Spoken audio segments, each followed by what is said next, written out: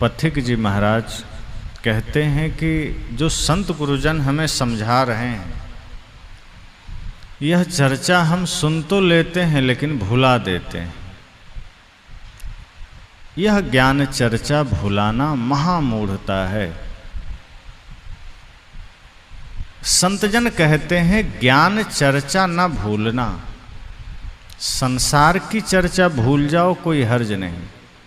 दुनियादारी भूल जाओ कुछ देर के लिए, कोई बात नहीं। लेकिन अगर राम को भूल गए, सत्संग को भूल गए, तो समझना कि ये जीवन की सबसे बड़ी मूढ़ता है। वे कहते हैं कि सत्य यह है कि जहां हो वहां से निकलना पड़ेगा। अब जब तक जिंदा हैं तो सोचते हैं कौन निकाल देगा, किसमें हिम्मत है कि हमारे घर से निकाल देगा। लेकिन जिस दिन मृत्यु सामने खड़ी होगी, सारे लोग एक तरफ, पूरी दुनिया एक तरफ, और आप हम कुछ नहीं कर पाएंगे, घर से निकलना पड़ जाएगा। जिस घर को रच रच के बनाया सजाया, जब मृत्यु सामने होती है उस घर को हमें छोड़ना पड़ता है। और घर क्या, जिस शरीर को हमने इतना सजाया संवारा माना, उस शरीर को भी हमें छोड़ना पड़ता है। संत कहते हैं जहां रह रहे हो निकलना पड़ेगा, नहीं चाहने पर भी चलना पड़ेगा। कौन चाहता है मरे? किसी को कहो अंतिम समय है, कहते नहीं अभी कहाँ, अभी तो बहुत जीना है। एक बूढ़ा आदमी भी नहीं चाहता कि मृत्यु आए, और परिवार के लोग भी नहीं चाहते। अगर कोई मृत्यु शैया पर भी लेटा हो तो वो आदमी सोचता है कि अभी भी दवा मिल जाए, डॉक्टर मिल जाए और हम ठीक हो जाएं। लेकिन जीवन की सच्चाई यह है कि मृत्यु सत्य है और कभी भी आकर के हमारे शरीर को ले जा सकती है। तो संत क्या कहते हैं, जहां रह रहे हो निकलना पड़ेगा, नहीं चाहने पर भी चलना पड़ेगा। जिसे त्याग कर हाथ मलना पड़ेगा, वहां मन फंसाना महामूढ़ता है। कहा अगर खुद से सब कुछ का त्याग करोगे तो आनंद है, लेकिन जबरदस्ती त्याग करवाया जाएगा तो हाथ मलोगे। जैसे अंत में सब छूटने वाला हो और यह तय हो जाए कि पुत्र छूटेगा, धन छूटेगा, परिवार छूटेगा, मकान छूटेगा, तब आदमी को लगता है व्यर्थ ही इसमें जोड़ने में समय खर्च किया। वह धन जोड़ लिए होते जो साथ जाता तो जीवन सफल हो जाता। उस धन को जोड़ने में जिंदगियां बर्बाद कर दी जो साथ नहीं जा सकता। वो धन है सत्य का धन, ज्ञान का धन, भक्ति का धन, प्रेम का धन।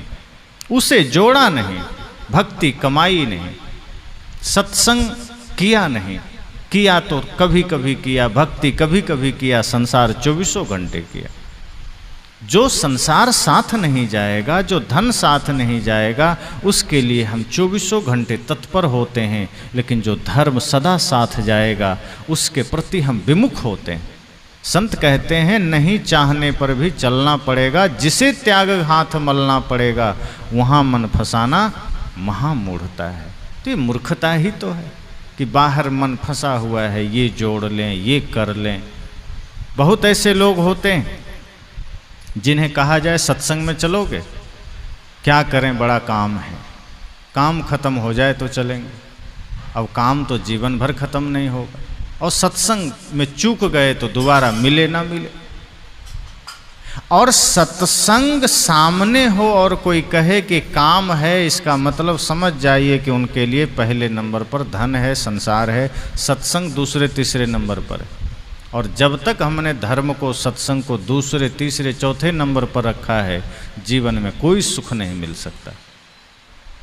संतजन कहते हैं परिवार की जिम्मेदारी है, कोई बात नहीं, करिए काम, सब कुछ देखिए, लेकिन ये जान लीजिए कि ये सब एक दिन नहीं रहेगा, छूट जाएगा। और जो रहेगा, अगर उसका अवसर आ जाए, जो सत्संग जीवन में सबसे बड़ा धन है, जो सत्संग जीवन में सबसे बड़ी संपत्ति है, अगर उसका कभी मौका आ जाए तो संत जन कहते हैं 1000 काम छोड़ के चाहे पल भर के लिए हो चले जाना।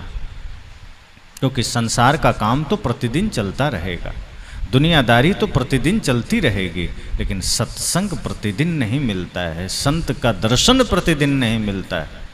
गुरु का दर्शन प्रतिदिन नहीं मिलता है। इसलिए संत जन कहते हैं प्रयास करना, कोशिश करना कि जब भी सत्संग का अवसर आवे समय निकालिए, जरूर जाइए, क्योंकि वहीं से उस धन का पता मिलेगा जो साथ जाएगा। और यदि सत्संग में नहीं गए और दुनियादारी में लगे रहे तो मिल तो जाएगा, धन कमा लेंगे। टाटा, बिड़ला, डालमिया, अंबानी, अडानी जैसे खूब धन कमा लेंगे। रतन टाटा जी बहुत धन कमाए, लेकिन गए तब क्या लेकर गए? खाली हाथ गए। सब कुछ यही है, एक भी तिनका वो लेकर नहीं गए, लेकिन जो उन्होंने धर्म कमाया था वो साथ लेकर गए, वही उनकी चर्चा है।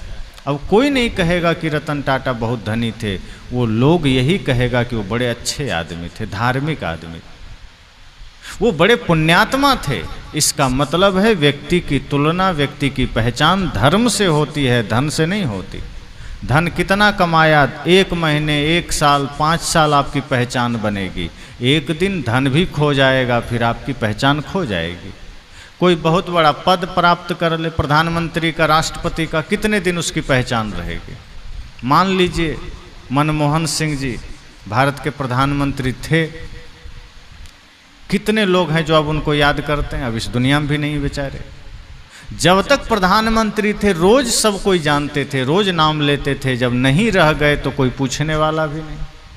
मोदी जी प्रधानमंत्री हैं, जब नहीं रहेंगे तो इनको पूछने वाला कोई नहीं होगा। तो पद बाहर से मिलता है और पद हमारी पहचान नहीं है।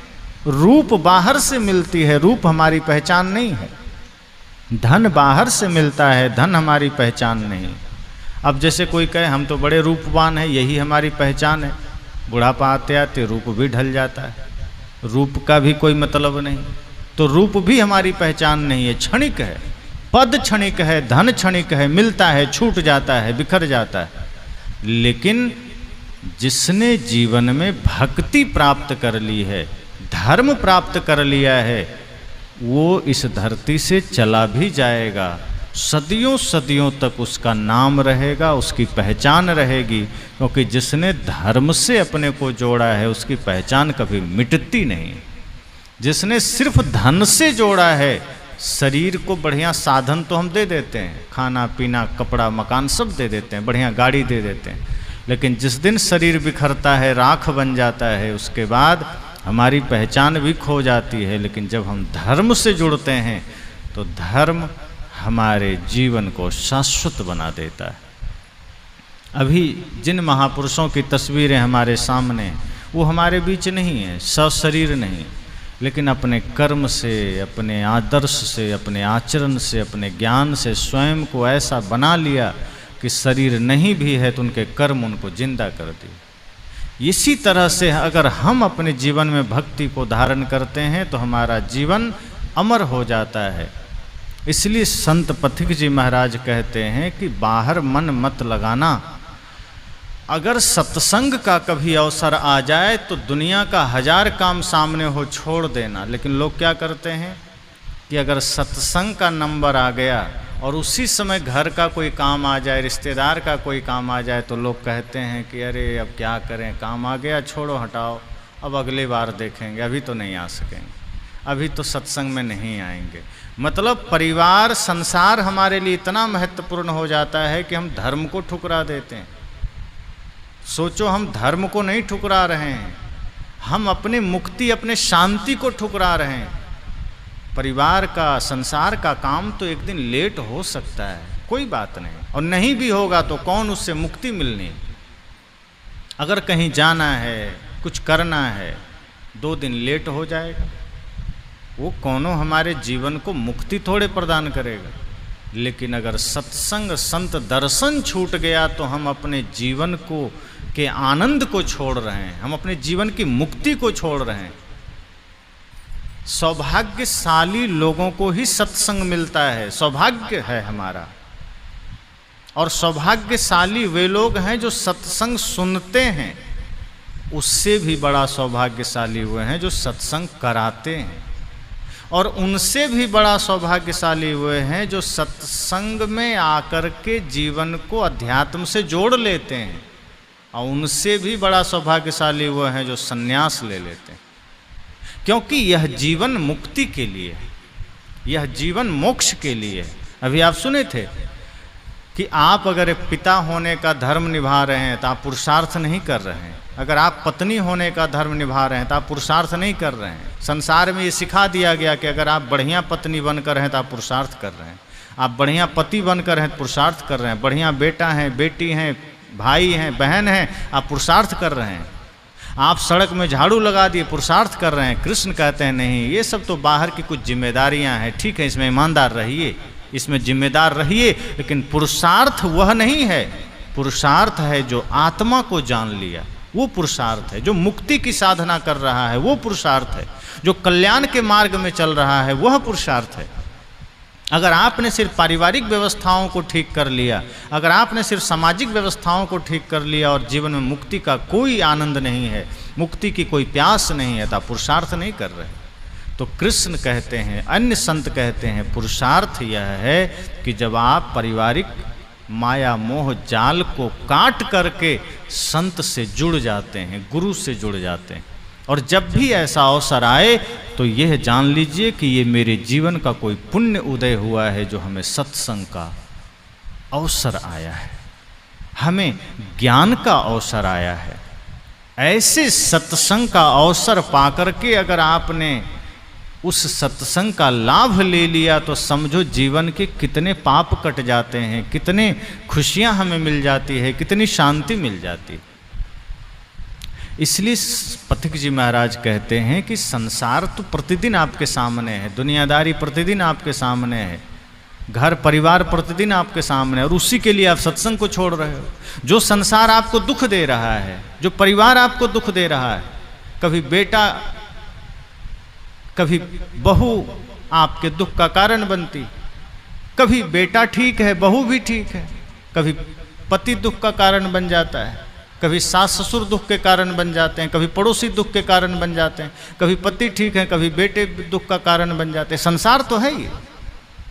और किसी का व्यवहार ठीक है, आपको अच्छा लगा, लेकिन वो मुक्ति का मार्ग नहीं है। अगर परिवार में सब कुछ ठीक है तो क्या मिलेगा? ठीक है तो क्या मिल जाएगा? अगर परिवार में सब अच्छा है, कोई लड़ाई झगड़ा नहीं है, तो क्या मुक्ति मिल जाएगी? नहीं, वो ठीक है, आपका व्यवहारिक जीवन सुखद हो जाएगा, लेकिन आध्यात्मिक जीवन में तो आपने कुछ नहीं किया। अगर मिट्टी शुद्ध है तो अच्छी बात है, शुद्ध है। अब शुद्धता ही सिर्फ उसकी महानता या परिचय का कारण तो नहीं बनेगा कि मिट्टी शुद्ध है, उस पर कोई कचरा नहीं। अब उस मिट्टी का जीवन में सदुपयोग क्या है? अगर मिट्टी शुद्ध है और मैदान में पड़ी है, खेत में पड़ी है, तो खेत में पड़ी है, क्या उपयोग? लेकिन जब उस मिट्टी का या तो घड़ा बन जाता है या मूर्ति बन जाती है तो वही मिट्टी पूजनीय हो जाती है, वही मिट्टी जीवनदायिनी हो जाती है। हमारा भी घर ठीक है, लड़ाई नहीं है, झगड़े नहीं है, हम जी रहे हैं, खा रहे हैं, पी रहे हैं, तो समय ही तो बिता रहे हैं, शरीर का सदुपयोग कहाँ कर रहे हैं? टाइम पास ही तो कर रहे हैं। कोई नशा करता है वो दुरुपयोग कर रहा है, हम तो सदुपयोग भी नहीं कर रहे, दुरुपयोग भी नहीं कर रहे। जब शरीर रूपी मिट्टी का हम सदुपयोग करते हैं, शरीर रूपी मिट्टी का हम सुंदर कार्यों में उपयोग करते हैं, तब शरीर सार्थक बनता है। जब मिट्टी से घड़ा बनती है, जब मिट्टी से मूर्ति बनती है, तो वो मिट्टी लोगों के कल्याण का कारण बन जाती है। लेकिन कोई आ जाए उटपटांग आदमी, टेढ़ा खोपड़ी वाला आदमी, और उसी मिट्टी का चिलम बना दे, तो मिट्टी वही है, लेकिन आदमी की बुद्धि बिगड़ गई, तो उसी मिट्टी से जिसका घड़ा बनाया जा सकता था उसने चिलम बना दिया। और जब चिलम बन गया तो क्या करेगा आदमी? गांजा डाल के पिएगा, और जब गांजा पिएगा तो क्या कहेगा कि ये तो भगवान भोले बाबा का प्रसाद है। अब एक तो पहले ही मूर्खता किया कि चिलम बनाया, अब दूसरी ना समझी कि बाबा भोलेनाथ का प्रसाद है। भांग पीने वालों को देखो, कहता है भोले बाबा का प्रसाद। तो जो नशेड़ी है, गंजेड़ी है, भंगेड़ी है, वो उन्होंने भगवान को भी लपेट लिया कि भगवान का प्रसाद है, उनके नाम पर पाखंड कर लिया, उनके नाम पर नशा कर लिया। धर्म से कोई लेना देना नहीं। अभी सावन का महीना शुरू हो गया, 1 महीने के लिए हर आदमी धार्मिक हो जाएगा, हर आदमी शाकाहारी हो जाएगा। हम रास्ते में आ रहे थे तो वे होटल्स जो 1 नंबर का मांसाहारी था उतना दूर में स्टिकर लगा दिया शुद्ध शाकाहारी होटल 1 महीने के लिए। अब 1 महीने के लिए धार्मिक होने का क्या अर्थ है? अगर 11 महीना आप पाप कर रहे हैं, हत्या कर रहे हैं, नशा कर रहे हैं, मांस खा रहे हैं, 1 महीने के लिए सत्संगी बन गए तो 1 महीना किसी काम का है क्या? इसका मतलब है आप सीजनेबल धार्मिक बने हैं, सीजन आया धार्मिक बन गए, बाकी समय में आप फिर अधार्मिक बन जाएंगे, पापी बन जाएंगे, छली कपटी बन जाएंगे, मांसाहारी बन जाएंगे, साकट बन जाएंगे। संतजन कहते हैं धर्म तो ऐसा जागृत हो कि आप 24 घंटा धार्मिक बनिए। ये 1 महीना सावन का धार्मिक ये राक्षसों की तरह है। जैसे राक्षस लोग पहले होते थे तो जब वो पूजा करते थे तो मांस मछली मदिरा छोड़ देते थे, पूजा करते थे और भगवान की आराधना करते थे और ऐसा दिखाते थे कि उससे बड़ा भक्त कोई नहीं है। और भगवान के लिए भी कहा जाता है वो इतने भोले भाले होते थे कि उसकी भक्ति पर रीझ का वरदान दे के चले जाते थे, और जैसे ही वरदान पाता था पूरा हंसते हुए जाता था और फिर लोगों को सताता था, मारता था, धर्म का विरोध करता था, पूजा पाठ का विरोध करता था। यही आज के धार्मिक कर रहे हैं। 1 महीना के लिए मांस छोड़कर, मदिरा छोड़कर वो ऐसा धार्मिक बन जाता है कि दूसरा धार्मिक जो सच में धार्मिक है वो भी फीका पड़ जाए। जो नकली धार्मिक होते हैं उसकी धार्मिकता इतनी बड़ी हो जाती है, वो इतना बड़ा हो जाता है कि असली फीका पड़ जाता है, असली लोग नकली दिखने लग जाते हैं। तो यह धार्मिकता किस काम का? 1 महीने की धार्मिकता किसी काम का नहीं है। फिर वो बाद में वही छल करेंगे, वही हत्या करेंगे, वही लूटपाट करेंगे। धर्म का अर्थ है जो 24 घंटे जीवन में रहे। धर्म का अर्थ है जो पल पल हमारे जीवन में रहे। हमारा देखना, सोचना, सुनना, बोलना, करना सब कुछ धर्ममय हो जाए। तो संत कहते हैं कि धर्म को भी आपने कालखंड में कर दिया कि जब समय मिलेगा कर लेंगे, जब समय मिलेगा पूजा कर लेंगे, जब समय मिलेगा व्रत कर लेंगे। अब व्रत भी हम बाहर बाहर करते हैं, पूजा भी बाहर बाहर करते हैं, आराधना भी बाहर बाहर करते हैं। भीतर से कोई लेना देना नहीं। मन गंदा पड़ा है, बाहर उपवास चल रहा है। मन में कचरा भरा है, बाहर तीर्थों की यात्रा चल रही है। संत जन कहते हैं अगर सच्चा व्रत करना है तो सत्य को धारण करो। सत्य, अहिंसा, प्रेम, करुणा, दया, क्षमा, शील, संतोष, गुरु भक्ति, इन सद्गुणों को जो जीवन में धारण करता है समझना वही सच्चा व्रत करता है। जो सिर्फ उपवास रह लिया, एकादशी आई, नहीं रहना पड़ेगा, भूखे तो रहना पड़ेगा। अब एकादशी के दिन भूखे रह लिए तो क्या कहोगे? भगवान प्रसन्न हो जाएंगे? तब तो जितने लोग दुनिया में भूखे रहते हैं उनका तो रोज एकादशी। इस धरती पर कितने ऐसे लोग फुटपाथ पर हैं जो रोज भूखे रह जाते हैं, उनका तो बढ़िया से एकादशी हो गए। फिर तो भगवान को सबसे ज़्यादा प्रसन्न उन्हीं पर होना चाहिए, लेकिन बेचारे दरिद्रता में भटक रहे हैं, आपसे अन्न मांग रहे हैं, आपसे पैसा मांग रहे हैं। अब मिलता कुछ नहीं है, भगवान की कोई कृपा नहीं मिलती। हम सोचते हैं हम भूखे रह के भगवान की कृपा पा लेंगे। भगवान की कृपा आपके भूखे रहने से नहीं मिलती। अब भूखे आप रहे, उनको क्या हो गया? भगवान को इससे क्या मिल गया? आप भूखे रह जाएं, आप बिना कपड़े के रह जाएं, भगवान को इससे क्या मिल जाएगा? आदमी सोचता है कि हम प्यासे रहकर, भूखे रहकर भगवान को मनाएंगे। भगवान को अगर रिझाना है, मनाना है तो भूखे नहीं रह के मनाना, सात्विक बन के रिझा सकते हैं, धर्मात्मा बन के रिझा सकते हैं। और जो धर्मात्मा बन गया, सात्विक बन गया, जो अपने जीवन में सत्य, अहिंसा, प्रेम, करुणा, दया, क्षमा, शील, संतोष, गुरु भक्ति को धारण कर लिया, वो सच्चा व्रती हो गया। तो जिसने सत्य को धारण किया वास्तव में वह व्रत कर रहा है। और ये आप प्रतिदिन कर सकते हैं। कोई ज़रूरी नहीं कि महीना में 1 दिन एकादशी आएगी तभी आप एकादशी व्रत करेंगे। अगर रोज़ सत्य का पालन कर रहे हैं, रोज़ व्रत है। रोज़ आप मीठा बोलते हैं, आपका रोज़ व्रत है। रोज़ अगर आप स्नान आदि करके भोजन बनाते हैं, सात्विक मन से बनाते हैं, सफाई के साथ बनाते हैं, पवित्र भाव से आप जीवन जीते हैं तो आपका रोज़ व्रत है। अब 1 दिन एकादशी आई तो उस दिन सारा तामझाम करेंगे, सारा कबाड़ साफ करेंगे, बढ़िया स्नान करके अगरबत्ती जला के, धूप दीप जला के उपवास रह लेंगे, शाम को पूजा करके फिर खा लेंगे। कई बार आदमी जिस दिन व्रत करता है उस दिन ज़्यादा खाता है, मीठा खाता है, नमक छोड़ देता है कि आज हम व्रत हैं, नमक नहीं खाएंगे। तो नमक में कौन झंझट? भाई नमक नहीं खाओगे, मीठा तो पेट में नहीं जाएगा क्या? जब उपवास रहना है, व्रत रहना है, तो फल भी तो पेट में ही जाएगा। तो लोग खीर खाएंगे, मिठाई खा लेंगे, फल खा लेंगे, बल्कि और दिन के अपेक्षा ज़्यादा खा लेंगे कि पता नहीं शाम तक कब भोजन बने न बने, कब पूजा होगी, तो कंठ तक फल ही ठूंस लेता है और कहता है हम तो व्रत कर रहे हैं। ये व्रत नहीं है। भगवान के लिए अगर सच्चा व्रत करना है तो ये समझो कि भगवान का स्वरूप क्या है, वो निर्विकार हैं, तो निर्विकार बनो। वो किसी भी विकारों से रहित हैं, किसी भी आडंबर से रहित हैं, किसी भी प्रकार के दुर्विचार से, दुष्कर्म से रहित हैं, तो आप अपने जीवन को वैसा बना लो। मांसाहार से रहित हैं। आज आदमी मांस भी खाता है, भगवान की पूजा भी करता है, नशा करता है, भगवान की पूजा भी करता है। लेकिन सावन के महीने में सब धार्मिक हो जाते हैं। नवरात्रि के महीने में 9 दिन के लिए धार्मिक होंगे, सावन में 30 दिन के लिए। उसके बाद ऐसा टूट पड़ते हैं जैसे जन्म से कुछ नहीं खाया है। अब रोज़ मुर्गा, रोज़ बकरी खा खा करके वो 1 महीना का पूरा भरपाई कर लेते हैं। इसीलिए तो संतजन कहते हैं 1 महीना बोलबम और 11 महीना तौले कम। जो बिजनेस करते हैं, व्यापारी करते हैं, व्यापार हैं, व्यापारी हैं, व्यापार करते हैं, 1 महीना जय भोलेनाथ बोल बम और 11 महीना लोगों की जेबें काटेंगे। 11 महीना मिलावट करेंगे, दूध में पानी मिलाएंगे। जो दूध देने वाले हैं, जो दुकान चलाने वाले हैं, वो दुकान के कार्य में गड़बड़ करेंगे। जो अन्य बिजनेस करने वाले उसमें करेंगे। यहाँ तक कि रिक्शा चलाने वाले, उनको देखो, वो भी 10 का 20 मांग लेंगे।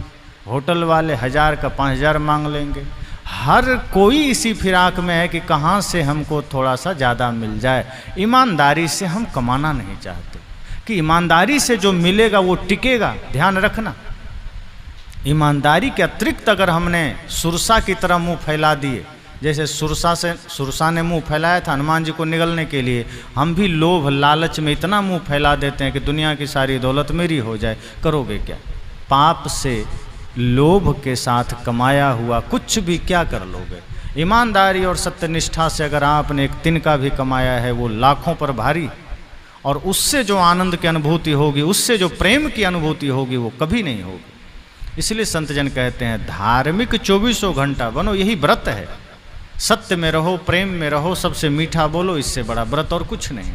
लेकिन हम बाहर सब कुछ करना चाहते हैं, बस जीवन को व्यवस्थित नहीं कर पाते। हम जीवन को धर्म से नहीं जोड़ पाते। आज आदमी का जीवन अव्यवस्थित हो गया है। आज आदमी आदमी नहीं है। आदमी के शहर में मैं खोजता हूँ आदमी, आदमी के ही शहर में खो गया है आदमी। समझ में आता नहीं क्या कर रहा है आदमी। आदमी से ही अब डर रहा है आदमी। आदमी को मारकर घर भर रहा है आदमी। आदमी का जीवन आदमी का नहीं है, सकल आदमी का है। अकल जानवरों का हो गया। बल्कि जानवर ठीक है, जानवर अपने नियम में है, प्रकृति में है। किसी भी जानवर को आप देख लो, वो प्रकृति में है, वो अपने धर्म से नहीं भूला, धर्म से नहीं भटका। और कुछ जानवर जो थोड़ा सा धर्म से भटके भी हैं, वो आदमी के संग में आकर, जैसे कुत्ता है, बिल्ली है, या गाय भैंस बैल बकरी है, जो आदमी के संग में रहने लगा वही बीमार भी हो रहा है और वही थोड़ा धर्म से भटक भी रहा है। लेकिन जो आदमी से दूर है वो सब प्रकृति पर है, प्रकृति के अनुसार जी रहा है। पर आदमी इतना विकृत जीवन जीने लगा कि ना सोने का ठिकाना, ना जगने का ठिकाना, ना खाने का ठिकाना, ना बोलने का ठिकाना। दिन रात आदमी अवसाद में जीता है, टेंशन में जीता है। दिन रात आदमी डिप्रेशन का शिकार हो रहा है। एक शब्द भी बोलना हो, हमारे भीतर से आग निकलती। प्रेम कहीं है ही नहीं, व्यवस्थित हमारा जीवन नहीं है। संत जन कहते हैं एक बार आनंद में उतर के तो देखो, यही जीवन हल्का हो जाएगा। अभी हमारा जीवन भारी लगता है, कुछ भी करना हो भारी लगता है, सहजता जीवन में नहीं है, जानवर की भांति हम जीते हैं। अब जो संत जन कहते हैं कि ब्रह्म मुहूर्त के समय में अगर कोई उठा नहीं, वो जीवन में क्या करेगा? अगर जो समय से सोया नहीं, वो जीवन में क्या करेगा? हमें लगता है कुछ भी उटपटांग करके हम जीवन में कामयाबी तो हासिल कर लेंगे, लेकिन इंसानियत हासिल नहीं कर सकते, आदमियत हासिल नहीं कर सकते। यह सत्संग हमारे जीवन को व्यवस्थित करता है कि समय से विश्राम करिए, ताकि रात्रि का जो प्रहर है आप शरीर को बढ़िया से विश्राम दे सकें। और सुबह जो ब्रह्म मुहूर्त का समय है, वैसे तो 3:30 बजे के बाद शुरू हो जाता है, लेकिन आप 4 बजे 5 बजे कम से कम जागृत हो जाइए और आत्मचिंतन करिए, आत्ममंथन करिए, ध्यान करिए, योग करिए, अध्ययन करिए। वह समय सोने के लिए नहीं है, लेकिन आज का अधिकांश 90% बल्कि 99% हमारा भारत और दुनिया सुबह ब्रह्म मुहूर्त में सो रहा है। अब जिसने ब्रह्म मुहूर्त में अपने समय को सोने में बिता दिया, वो इस अपने लिए तो कुछ नहीं ही कर सकता, समाज के लिए भी नहीं कर सकता। और जो इस तरह से जीवन जिएगा, जिसका ना खाना ठीक, ना जीना ठीक, ना चलना ठीक, वह व्यक्ति हो ही नहीं सकता। वो आदमी फिर अपने आदमियत से नीचे गिर जाता है। तो सद्गुरु कहते हैं सत्संग का अवसर आए तो उसे चूकना मत। बिरले को यह अवसर आता है, बहुत सौभाग्य से यह समय आता है। और कई बार तो होता है कि जो दूर से हैं उनको सत्संग का सौभाग्य मिल जाता है, जो निकट होते हैं वही चूक जाते हैं। तो सत्संग के प्रति हमारी प्यास की बात है कि सत्य के प्रति हमारी प्यास कितनी, गुरु संत के प्रति हमारी प्यास कितनी। अगर प्यास है, प्रीति है, तो हम कहीं से भी जाग जाएंगे। अब जैसे आप सब जितने आए हैं, मोबाइल के माध्यम से आपने सुना और आप अपने भीतर ऐसा जागे कि आज आप निरंतर सत्संग करते भी हैं, कराते भी हैं, संत दर्शन भी करते हैं। इस तरह से जब हम किसी भी माध्यम से गुरु संत को सुनते हैं और हमारी जिज्ञासा परिपूर्ण होती है, पूर्ण समर्पण होता है, तो सत्संग हमारे हृदय में उतर आता है। सत्संग अगर जीवन में नहीं होगा तो स्वाभाविक है संसार होगा। जैसे गिलास में पानी नहीं है तो खाली होगा, और अगर गिलास में पानी पहले से भर दें तो दूसरा कोई चीज़ नहीं आएगा। लेकिन कुछ भी नहीं है तो कुछ भी डाला जा सकता है। अगर खाली है तो उसमें नाली का पानी भी डाला जा सकता है, तेल भी डाला जा सकता है, दूध भी डाला जा सकता है। पर अगर पहले से दूध हमने भर लिया तब उसमें कोई नाली का पानी डालेगा तो ऊपर ऊपर गिर जाएगा। कुछ देर के लिए दूध को अशुद्ध तो करेगा, लेकिन उसके मूल स्वरूप में बिगाड़ नहीं कर सकता है। इसी तरह से अगर हमने अपने हृदय में पहले ही सत्संग को भर लिया है तो संसार का कचरा आएगा भी तो हम विवेक पूर्वक उसको हटा देंगे। कोई कामना जगेगी भी तो हम उसे हटा देंगे। इसलिए ऐसे समय पर हमें यह सोचना है कि जीवन थोड़ा है, और कितना थोड़ा है इसका भी कोई माप नहीं है, कोई नापने का यंत्र नहीं है। थोड़ा मतलब बहुत थोड़ा, क्षणिक। चल रहा है तो चल रहा है, अगला पल क्या होगा किसे पता, किसी को खबर नहीं। तो जीवन नश्वर है, क्षणभंगुर है, और इस जीवन से उस शाश्वत धन की प्राप्ति करनी है। जैसे 3 घंटे का समय मिलता है एग्जाम में, परीक्षा में, लेकिन वही 3 घंटा व्यक्ति के साल भर तय कर देता है, अगला क्लास तय कर देता है। इसी तरह से यह मनुष्य जीवन हमें समझो थोड़ा सा मिला है 3 घंटे के लिए, इसमें भी 3 घंटा है। जैसे परीक्षा में 3 घंटा है, वैसे हमारे जीवन में 3 घंटा है। कौन कौन है? बाल्यावस्था, जवानी, बुढ़ापा, 3 घंटे मिल गए। तो इस 3 घंटे में हमारे पास जो बाल्यावस्था है वो तो खेलने कूदने में चला जाता है, उसमें तो हम जीवन के प्रश्न को जानते भी नहीं, समझते भी नहीं। कोई कोई विरला है जो बाल्यावस्था में जाग जाता है, वरना अधिकांश तो खेल कूद में और संसार को पढ़ने लिखने समझने में बिता देता है। अब दूसरा घंटा शुरू होता है जवानी में, तो जवानी में कामनाएं जागृत होती है, धन कमाने की कामना, बच्चे, परिवार, पत्नी की कामना, समस्त कामनाओं का बोझ लेकर हम जवानी गंवा देते हैं। दूसरा घंटा भी चला गया। और तीसरे घंटे में जब धर्म थोड़ी थोड़ी जागृत होती है तो शरीर इतना लाचार हो जाता है कि हम ध्यान योग तप नहीं कर पाते हैं, और इस तरह हमारा तीसरा घंटा भी चला जाता है। अंत में मृत्यु हमारी कांपी छीन लेती, यह शरीर हमसे वापस ले लेती। अब उस वक्त आदमी कहता है थोड़ी मोहलत और दे दो, थोड़ा धर्म कर लें। जैसे कई बच्चे 3 घंटे में नहीं लिख पाए, 2-4 प्रश्न बाकी रह गया, और एग्जामिनर परीक्षक आए, लाओ कापी, तो बच्चे क्या कहते हैं, थोड़ा सर 5 मिनट के लिए बस एक प्रश्न का उत्तर लिख लें। तो 3 घंटे में क्या कर रहा था, इधर उधर ताका झांकी कर रहे थे, दिमाग यहाँ वहाँ लगा रहे। मन स्थिर रहेगा तो 3 घंटे में लिखा जा सकता है। इसी तरह से अगर हम जवानी में जाग गए और बाल्यावस्था में जाग गए तब तो कल्याण है। जैसे हम लोग बाल्यावस्था में इस मार्ग में आ गए, माता पिता गुरु दादा दादी की कृपा कि बाल्यावस्था में ही यह ज्ञान जग गया। 8 वर्ष की अवस्था में परम आराध्य सदगुरु अभिलाष साहेब जी से माला मिल गई। जीवन में उसी समय धर्म की जागृति हुई, ज्ञान का बीज पड़ गया। 13 वर्ष की अवस्था होते होते गुरुदेव के शरण में आ गए, आज आपके बीच इस रूप में।